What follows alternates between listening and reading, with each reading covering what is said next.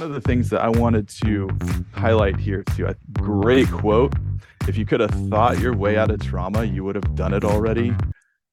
Isn't that wonderful? Higher order cognitive processes, or some people will use top-down approaches, right? They're limited when trauma is present. I think we've realized that more and more over time. I did my training program as a master's level student over 20 years ago, and I was fixated. I'm not going to blame anybody else.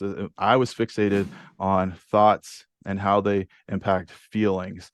I then went to post-grad supervision with a gentleman who's a motion focused therapist. I was like, this is going to be terrible, but I'll bear it. And I learned so much from the emotion focused therapy and that side of a treatment theory. So the prefrontal cortex tries to reason in situations of trauma with our physiology, specifically neurotransmitters and hormones in the endocrine system. It can only do that to so well, right? I mean, I can only tell myself not to be nervous before this presentation so many times. Is that going to help? Can I reason with my physiology? Most of the time, no.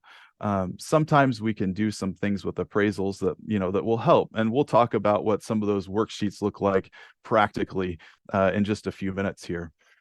One of the I love Brene Brown's stuff on sympathy and empathy. That's great. The trauma response is not a cortical deficit in understanding. It's difficulty with perception and regulation that comes from the activity of deep brain structures in the autonomic nervous system. That's a quote by van der Kolk. So those of you who have read The Body Keeps the Score, that's out of his book. Let me read that again. The trauma response is not a cortical deficit in understanding. It's a difficulty with perception and regulation that comes from activity deep in brain structures and the autonomic nervous system. So I think this brings up a good point of quick fixes and client expectations. How do we get this fixed or solved? What's the magic bullet? I had a client that I was working with last night. A child has oppositional defiant disorder and was diagnosed with that, and looking for quick fixes, right? It's not a situation of trauma, but it's a situation of parenting. How do we get through that? It's going to be slow, and we have to have some buy-in from our clients to do that. But it takes more in-depth processes that are difficult to explain to clients at times, right? That there's something about the power of relationship that trumps anything that I can try to think or imagine to explain to you. And we'll talk about, hopefully give you some words to use when you're trying to sell this to clients too, so that it doesn't feel like a foreign concept, like you're trying to sell something that you don't buy into yourself. So achieve powerful results with neuroception. Another quote that I like from van der Kolk is that angry people live in angry bodies. And I think that's so true. We need to be aware of that in order to change it. But getting in past the surface, that's a lot easier said than done. So subjective experiences make up reality.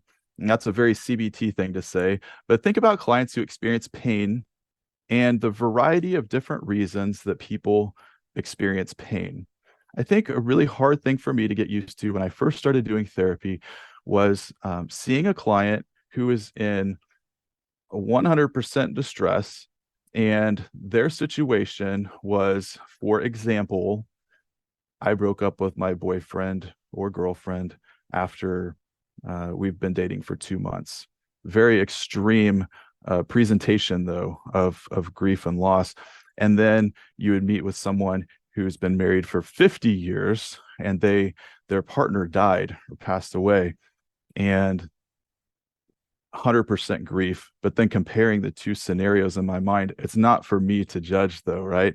Their perception, their reality is their pain, and it's I need to be on just as much as the therapist. Just a reminder for everybody, I need to be on just as much for the client who broke up 2 months ago than I am for the one whose partner died 50 years ago, right? Yes, yeah, emotional experience, good. So Sometimes safe environments are mistaken for threatening ones, and like I said before, we get those stimuli mixed up. Over time, this can lead to habitual hypervigilant alarm states. And the autonomic nervous system responds to cues of safety and danger and life threat from, we're going to cover this twice today, inside our bodies. So, embodied autonomic nervous system responds to cues of safety, danger, and threat from inside our bodies, outside in the environment around us, and in relationships between us and others, relational. So, it's embodied, environmental, and relational. Okay, so the social engagement system is how we visually see things through our eyes, through our ear, and then hear things through our ears, and voice and facial expressions and head movements and signals as we search for signs of welcome and warning.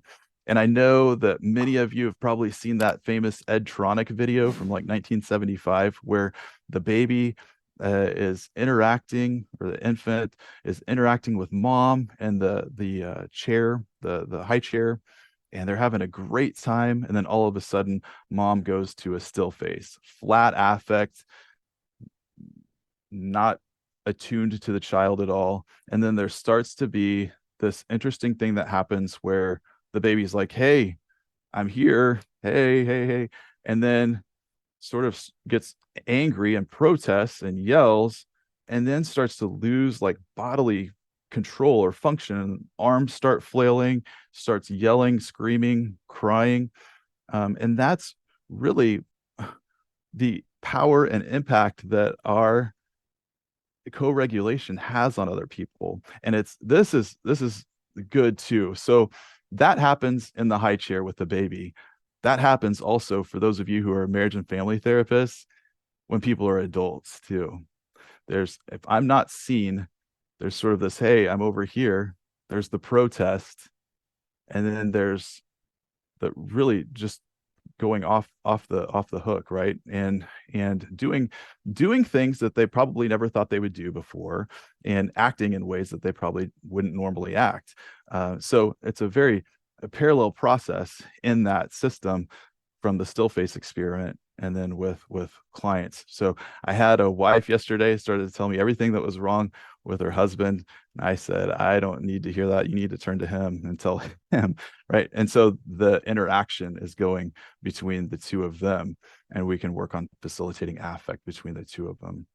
So bids for connection, I think attachment theory fits well with polyvagal theory, and so does some of the Gottman work. Physiology, demonstrating and adding to